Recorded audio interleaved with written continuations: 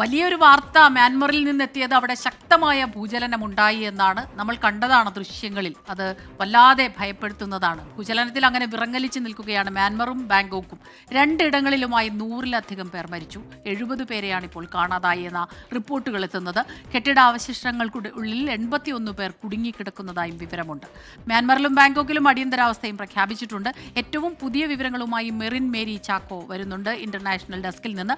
മെറിൻ, നമ്മൾ നേരത്തെ കണ്ടതാണ്, പലപ്പോഴും ഈ മരണവിവരങ്ങൾ അതിൻ്റെ റിപ്പോർട്ടുകൾ കിട്ടാൻ ഒരല്പം സമയമെടുക്കുമെന്ന് നമുക്കറിയാം. കെട്ടിടാവശിഷ്ടങ്ങൾക്കിടയിൽ കുടുങ്ങിക്കിടക്കുന്നവരിൽ എത്ര പേർ ജീവനോടെയുണ്ട് എന്നുള്ളത് ഏറ്റവും വലിയ വെല്ലുവിളിയാണ്. അതൊക്കെ അറിയേണ്ടതും അവരെ രക്ഷപ്പെടുത്തേണ്ടതും ഒക്കെ തന്നെ. അവിടെ ബാങ്കോക്കിൽ ഇപ്പോൾ അടിയന്തരാവസ്ഥയുണ്ട്. ഏറ്റവും പുതുതായി ഇതിൽ നമുക്ക് ലഭിക്കുന്ന വിവരങ്ങൾ എന്തെല്ലാമാണ്? Good evening all. അത്യന്തം ദുഃഖകരവും അതേസമയം ഏറെ ഞെട്ടിക്കുന്ന ഒരു വാർത്ത തന്നെയാണ് ഇപ്പോൾ മ്യാൻമാറിൽ നിന്ന് വരുന്നത്. മ്യാൻമാർ ഭൂചലനത്തിൽ മരണസംഖ്യ 100 കടന്നിരിക്കുന്നെന്നുള്ള ദുഃഖകരമായ ഒരു വാർത്ത, ഞെട്ടിപ്പിക്കുന്ന വാർത്ത തന്നെയാണ്. 81 പേർ കെട്ടിടാവശിഷ്ടങ്ങളിൽ കുടുങ്ങിക്കിടക്കുന്നുണ്ട്. 71 പേരെ കാണാതായെന്നാണ് വിവരം. അമ്പരചുംബികളായ നിരവധി കെട്ടിടങ്ങളാണ് നിലംപതിച്ചത്. ഈ നിലംപതിച്ചവയിൽ ഓഫീസ് കെട്ടിടങ്ങളുണ്ട്, അതുപോലെ തന്നെ നിർമ്മാണത്തിലിരിക്കുന്ന കെട്ടിടങ്ങളുണ്ട്, മാത്രമല്ല ആശുപത്രികളുമുണ്ട്. ഇത്തരത്തിൽ വ്യാപകമായ ഒരു ദുരന്തം, അല്ലെങ്കിൽ അത് എത്രമാത്രം വ്യാപ്തി ഉണ്ടെന്ന് വരും മണിക്കൂറുകളിൽ മാത്രമേ അതിൻ്റെ വ്യാപ്തി നമുക്ക് പറയാൻ സാധിക്കുകയുള്ളൂ. അത്രത്തോളം ഒരു ഭീകരമായ, അല്ലെങ്കിൽ അത്രത്തോളം വലിയൊരു ദുരന്തമാണ് മ്യാൻമാറിലും അതുപോലെ തന്നെ ബാങ്കോക്കിലും ഉണ്ടായിരിക്കുന്നത്. 81 പേർ കുടുങ്ങിക്കിടക്കുന്നുവെന്നാണ് ഇപ്പോൾ വിവരം ലഭിച്ചിരിക്കുന്നത്. മാത്രമല്ല, ഈ ദുരന്തത്തെ നേരിടുന്നതിന് വേണ്ടിയിട്ട് മ്യാൻമാറിലും അതുപോലെ തന്നെ ബാങ്കോക്കിലും ഇപ്പോൾ അടിയന്തരാവസ്ഥ പ്രഖ്യാപിച്ചിട്ടുണ്ട്. മ്യാൻമാറിലെ രണ്ടാമത്തെ പ്രധാന നഗരമായ മാൻഡലെ ഏകദേശം തകർന്നടിഞ്ഞെന്ന് തന്നെയാണ് അന്താരാഷ്ട്ര മാധ്യമങ്ങൾ റിപ്പോർട്ട് ചെയ്യുന്നത്. ഇവിടെയെല്ലാം ആറ് പ്രവിശ്യകളിൽ അടിയന്തര സാഹചര്യം നേടുന്നതിൻ്റെ ഭാഗമായി എമർജൻസി അല്ലെങ്കിൽ അടിയന്തരാവസ്ഥ പ്രഖ്യാപിച്ചിട്ടുണ്ട്. നേരത്തെ തന്നെ പ്രധാനമന്ത്രി അടിയന്തര യോഗം വിളിച്ചു ചേർത്തിരുന്നു. അത് രാജ്യത്തെ അഭിസംബോധന ചെയ്ത് അവർ പറഞ്ഞത് ഈ ഒരു സാഹചര്യത്തെ വളരെ സമചിത്തത്തോടെ, സംയമനത്തോടെ നേരിടണം. കാരണം പാനിക് ആകരുത്, വളരെ ശാന്തതയോട് തന്നെ ഈ ഒരു കാര്യങ്ങളെ നേരിടണമെന്ന് തന്നെയാണ് ഷിനവത്ര പ്രധാനമന്ത്രി പറഞ്ഞിരിക്കുന്നത്. മാത്രമല്ല, ലോകരാജ്യങ്ങൾ ഇപ്പോൾ ആ ഒരു ദുരന്തത്തിൽ നടുക്കം രേഖപ്പെടുത്തിയിട്ടുണ്ട്. ഫ്രാൻസ് ഇപ്പോൾ സഹായം വാഗ്ദാനം ചെയ്തിട്ടുണ്ട്. മാത്രമല്ല, റെഡ് ക്രോസ് പറയുന്നത് ഈ പലയിടങ്ങളിലും വൈദ്യുതി ലൈനുകൾ പൊട്ടിക്കിടക്കുന്നുണ്ട്. ഇത് ചില മേഖലകളിലേക്ക് എത്തുന്നതിന് കനത്ത വെല്ലുവിളിയാണ്.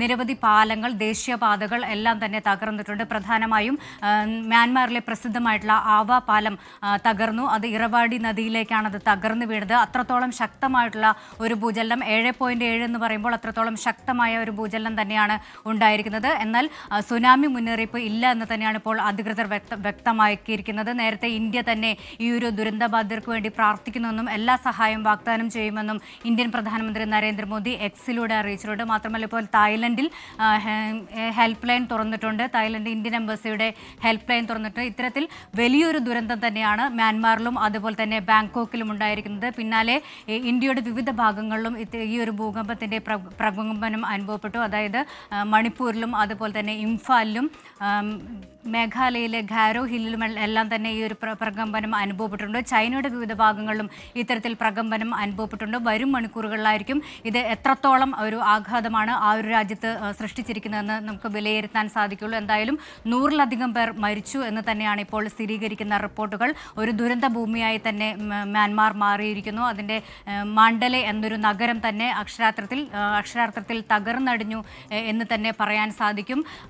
പ്രാദേശിക സമയം 12:50 റിക്ടർ സ്കെയിലിൽ 7.7 തീവ്രത രേഖപ്പെടുത്തിയ ഭൂചലനമുണ്ടായത്. തുടർന്ന് 12 മിനിറ്റിന്റെ ഇടവേളയിൽ വീണ്ടും ഭൂചലനമുണ്ടായി. അത് 6.4 തീവ്രതയായിരുന്നു. ഇതിനുശേഷമാണ് ഇത്തരത്തിൽ വ്യാപകമായ ഒരു നാശനഷ്ടം ഉണ്ടായിരിക്കുന്നത്. ഇപ്പോൾ ജനങ്ങൾ പരിഭ്രാന്തരായി നിലവിളിച്ചുകൊണ്ട് പുറത്തേക്ക് ഓടുന്ന ദൃശ്യങ്ങളെല്ലാം തന്നെ അന്താരാഷ്ട്ര മ്യാൻമാറിന്റെ തലസ്ഥാനമായ ഒരു 1000 ബെഡുള്ള ആശുപത്രിയിൽ ഇപ്പോഴും ആശുപത്രിയുടെ പേരുവിവരങ്ങൾ പുറത്ത് വിട്ടിട്ടില്ല. അവിടെയൊക്കെ ഇപ്പോഴും ആളുകളെ കൊണ്ടുവരികയാണ്. പിക്കപ്പുകളിലും കാറുകളിലും കിട്ടുന്ന വാഹനങ്ങളിലൊക്കെ ആയിട്ട് ആൾക്കാരെ കൊണ്ടുവരികയാണ്. ഡോക്ടർമാർ ഇതുവരെ ഞങ്ങൾ ഇങ്ങനെ ഒരു സാഹചര്യം കൈകാര്യം ചെയ്തിട്ടില്ല എന്ന് പറയുന്നു.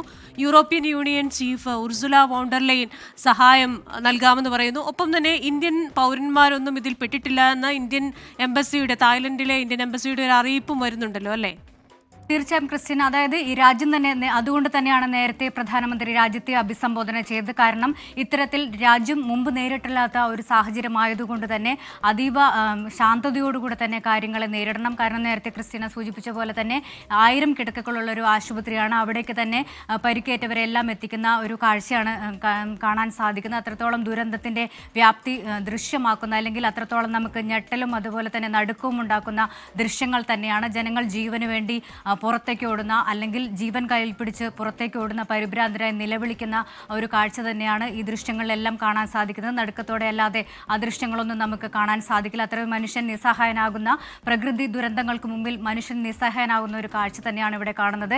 എന്തായാലും വളരെ ശാന്തമായി ഈ ഒരു സാഹചര്യത്തെ നേരിടണമെന്ന് പ്രധാനമന്ത്രി ഇപ്പോൾ മ്യാൻമാർ പ്രധാനമന്ത്രി ആഹ്വാനം ചെയ്തിരിക്കുന്നു. പട്ടാള ഭരണകൂടമുള്ള മിലിറ്ററി ജുന്ത നിലനിൽക്കുന്ന ഒരു രാജ്യമാണത്. അതുകൊണ്ട് തന്നെ വിവരങ്ങൾ അറിഞ്ഞു വരുവാനും, അല്ലെങ്കിൽ ഈ ഒരു മരണസംഖ്യ കൂടാനാണ് സാധ്യത. കാരണം രക്ഷാപ്രവർത്തനം ഇപ്പോൾ തുടരുന്നതേയുള്ളൂ. കെട്ടിടാവശിഷ്ടങ്ങൾ നിരവധി പേർ കുടുങ്ങിക്കിടക്കുന്നുണ്ട്. അത് എത്ര പേരെന്ന് പോലും കൃത്യമായി ഈ ഒരു സാഹചര്യത്തിൽ നമുക്ക് പറയാൻ സാധിക്കില്ല. ഒരു ദുരന്ത ഭൂമിയാണ്.